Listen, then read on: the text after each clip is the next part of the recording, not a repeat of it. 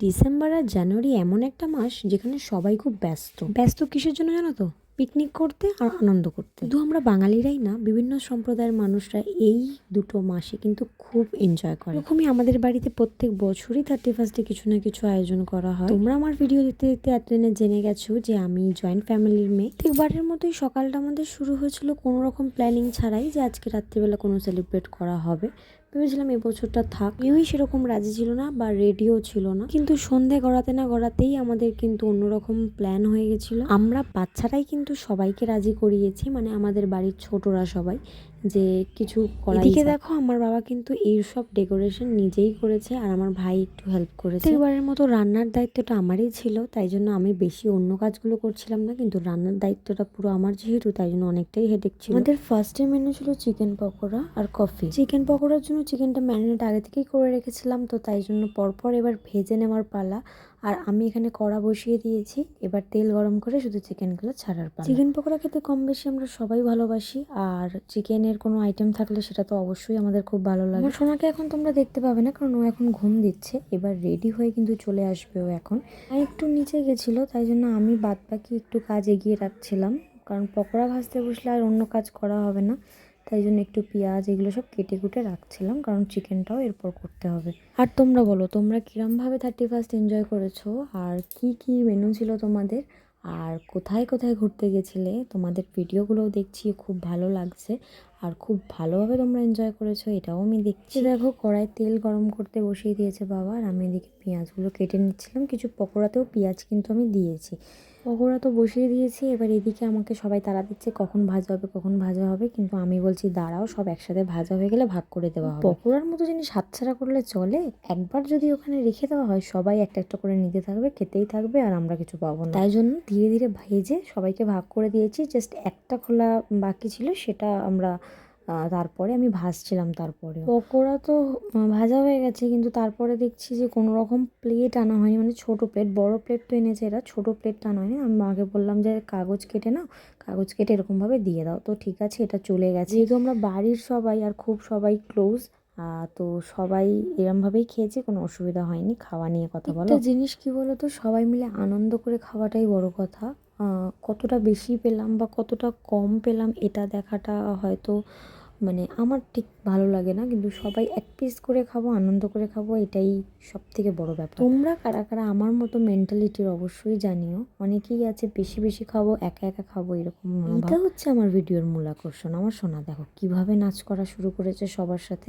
ভাবছে নিশ্চয়ই কোনো আনন্দের জিনিস হচ্ছে, না হলে এত লাইট এত গান এগুলো কেন বাজছে। দেখো আমার ভাই, এটা শুভ, তোমরা কম বেশি কে সবাই চেনো। আর এদিকে আমি চিকেনটা কিন্তু রেডি করে নিচ্ছিলাম, কারণ অনেকটা রাত হয়ে গেলে তখন মুশকিল, কারণ ওই দিন ঠান্ডাও খুব পড়েছিল। তো আমার সোনা বাইরে বেশিক্ষণ থাকবে না, কারণ আমি যতক্ষণ থাকবো ও থাকবে। তাই জন্য আমি তাড়াতাড়ি সবটা করে নিচ্ছিলাম। হয়তো তখন 9টা বেজেছিল সন্ধ্যে, তার মধ্যে আমি সব করে নিচ্ছিলাম।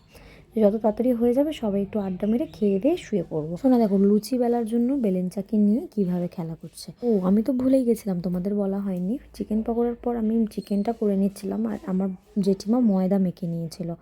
ময়দার সাথে একটু ইস্ট দিয়ে দিয়েছিলাম, কারণ আমরা আজকে নান করব।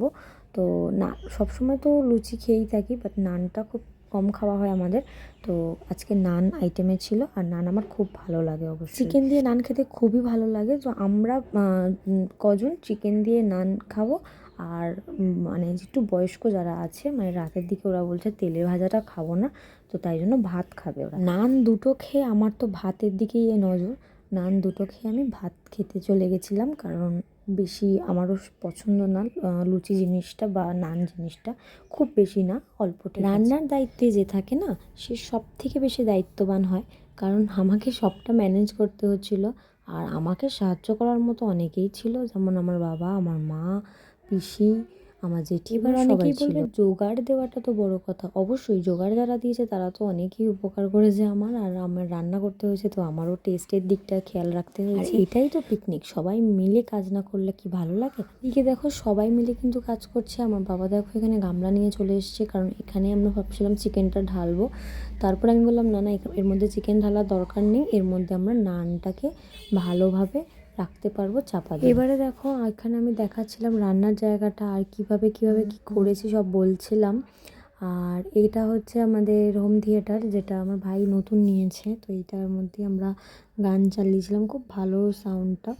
এদিকে দেখো আমরা ময়দা তো মেখে রেখেছিলাম, এবার দেখো ইস্টের জন্য কতটা ফুলে গেছে। আমি তো ভাবছিলাম এটা পাউরুটির ডো, কারণ গন্ধটাও সেরকম আসছিল পুরো পাউরুটির মতো। আর মানে বেলার পরেও অনেকটা ফুলে গেছিলো, দেখো কিভাবে। তো নানটা খুবই টেস্টি হয়েছিল আর খুব ভালো খেতে হয়েছিল। আমরা তো সবাই মিলে খুব মজা করেছি, যাদের নান খাওয়ার কথা ছিল না তারাও 2 পিস 3 পিস করে খেয়েছে। তো খুব ভালো লেগেছিলো আর কি। চিকেন দিয়ে খেতে তো দারুণ লাগছিলো, আর শীতের রাত্রিবেলা গরম গরম নানের সাথে কষা কষা চিকেন, দারুণ দারুণ ব্যাপার। নানটা আমি আর মা দুজনে মিলে ভেজেছি। আমি তারপর মাকে বললাম যে তুমি চিকেনগুলো ভাগ করতে বসে যাও, কারণ সবাইয়ের বাটিতে সমানভাবে দিতে হবে, আর আমি ওগুলো ভেজে নিচ্ছি। যদি নান ভাজতো ততক্ষণে চিকেনটা সার্ভ করতে দেরি হয়ে যেত আর আমাদের খেতেও অনেক দেরি হয়ে যেত। তাই জন্য দেখো প্রত্যেকটা বাটি, আমাদের মোট 16 জন 14 জন না হলে 16 জন এরকম আইটেম ছিল। তো সেরকমভাবে আমরা ভাগ করতে বলেছিলাম মাকে, যে সেই রকম বাটি আমরা দিয়ে দিয়েছিলাম যে এইবারে তোমরা ভাগ করো। এবার দেখো বাটিগুলো তো ভাগ করা হয়ে গেছে, আর এখানে পাতাও দিয়ে দিয়েছি। এবার যে ভাত খাবে যে নান খাবে সেটা আলাদা ব্যাপার। এবার ব্যাটাগুলোকে ডাকছি, কেউ আসে না, কেউ গেম খেলছে, কেউ বসে রয়েছে, মানে এত হাঁপিয়ে গেছে। আমি রান্না করেছি আর ওরা হাঁপিয়ে গেছে। যাই হোক, এইবারে ধীরে ধীরে ওরা সব এসে বসে পড়েছে। আমার পিসেমশাই, পিসি, আমার বনি, ওদিকে আমার জেঠু, আর এদিকে আমার ভাইও চলে এসেছে। সবাই এসে খেতে বসে পড়েছে। অনেকেই নান খেয়েছে, আবার অনেকেই রাইস খেয়েছে। তো সব মিলিয়ে ঝুলিয়ে হয়ে গেছে। আর আমিও 2 পিস নিয়েছিলাম, একটা আমার ভাইকে দিয়ে দিয়েছিলাম, কারণ খেতে ভালো লাগছিলো না, ও একটু খেতে ভালোবাসে এইসবগুলো, তাই জন্য ওকে 1 পিস দিয়ে দিয়েছিলাম।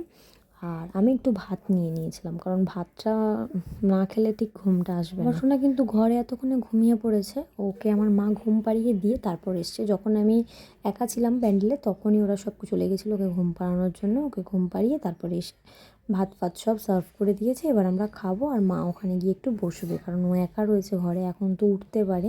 উঠে এসে আবার জানো তো উঁকি মারে খাটের পাশ দিয়ে যে নিচে নামা যাবে কি না। কখনো ট্রাই করেনি, এরপরে হয়তো করবে ট্রাই, বাট এখনও পর্যন্ত ট্রাই করে না যে নিচে নামবে। আমাদের আজকে ভিডিওটা কেমন লাগলো অবশ্যই জানিও, আর 31 তোমরাও এনজয় করেছো কিনা জানিও, কী কী করলে সবটা কমেন্ট সেকশনে জানিও। আর নেক্সট ভিডিওতে আসবে আরও চমক। আজকের মতো টাটা।